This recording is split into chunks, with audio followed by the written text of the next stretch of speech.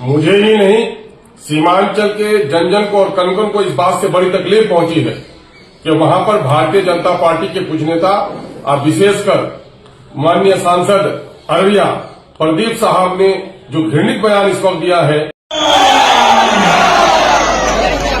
कोई बोलता है कि हम सिख और मुसलमान हैं, हमको हिंदू करने में क्या करना है। हम सबको कहते हैं इलेक्शन में भी कि अररिया में रहना है तो हिंदू बनना होगा,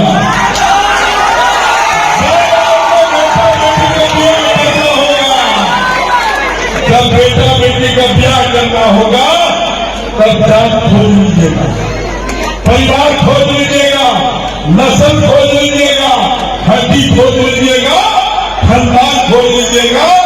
जब बेटा बेटी का संबंध करना है, आज कौन करेगा देश की रक्षा? बताइए, इस देश की रक्षा मुझे ही नहीं, सीमांचल के जन जन को और कण कण को इस बात से बड़ी तकलीफ पहुंची है कि वहां पर भारतीय जनता पार्टी के कुछ नेता और विशेषकर माननीय सांसद अररिया प्रदीप साहब ने जो घृणित बयान इस वक्त दिया है कि जिनको यहां रहना होगा हिंदू बनकर रहना होगा, मैं इसकी पूरे तौर पर भर्त्सना करता हूं। इसलिए ये देश भारत किसी की बपोती नहीं है, किसी की पैतृक संपत्ति नहीं है। हिंदू, मुस्लिम, सिख, ईसाई, अगड़े, पिछड़े, गोरे, काले सबों का ये देश है, सबों को समान नागरिकता मिली हुई है। और ये देश जो धर्मनिरपेक्ष देश हमारा है और हमारी धर्मनिरपेक्षता और हमारा जो सेकुलरिज्म है बहुत ही आइडियल है। वो ये है कि हर आदमी को इस बात की इजाजत है कि वो अपने धार्मिक आस्था और आदर्शों का पालन करे। साथ ही उसका दायित्व है कि दूसरों के धार्मिक आस्था, उनके धर्मस्थली, उनके धर्म ग्रंथ और उनके धर्म गुरुओं का आदर करे।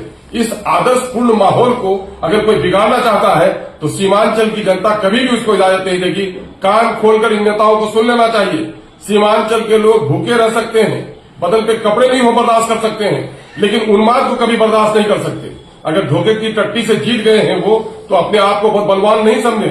मामला ये है कि लोकतंत्र की हत्या होगी उस दिन जिस दिन धार्मिक उन्माद और जातीय उन्माद पर लोग राजनीति करेंगे, और ये लोग कर रहे हैं। इस बात की कतई इजाजत नहीं होगी। मैं जदयू के उन लोगों से पूछना चाहता हूं जो भाजपा को बैसाखी जगह जिताते हैं, ये नेता चुप क्यों है? इनके मुंह में क्या घुस गया है, नहीं बोल पाते हैं। नीतीश कुमार जी को फौरन अगर वो ये कहते हैं कि हम भाजपा के साथ हैं लेकिन भाजपा के आदर्शों के साथ नहीं है, तो फौरी तौर पर ऐसे नेता लोगों पर कार्रवाई करनी चाहिए और सत्ता के दलालों को और जदयू के गली कूचे में घूमकर बड़ा नेता अपने आप को कहने वाले नेताओं को अपनी जबान खोलनी चाहिए कि सीमांचल के सौहार्दपूर्ण वातावरण को जो लोग दूषित कर रहे हैं उसके खिलाफ चुप क्यों है।